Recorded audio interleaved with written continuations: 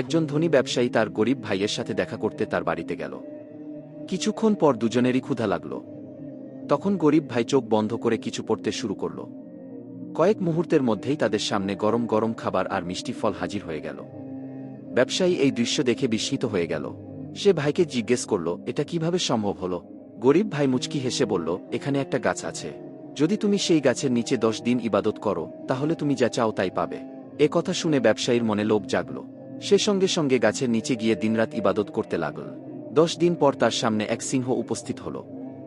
সিংহ নরম কণ্ঠে বলল, হে মানুষ, বলো তুমি কি চাও? ব্যবসায়ী তৎক্ষণাৎ বলল, আমার কিছুই দরকার নেই।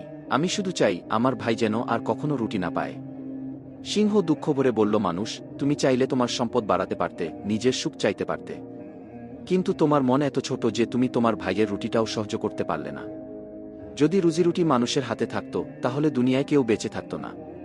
তোমার এই খাহিশ কখনোই পূর্ণ হবে না, কারণ আমি শুধু সেই দোয়া কবুল করি যা মানুষ নিজের জন্য ভালো চায়, অন্যের হক ছিনিয়ে নেওয়ার জন্য নয়।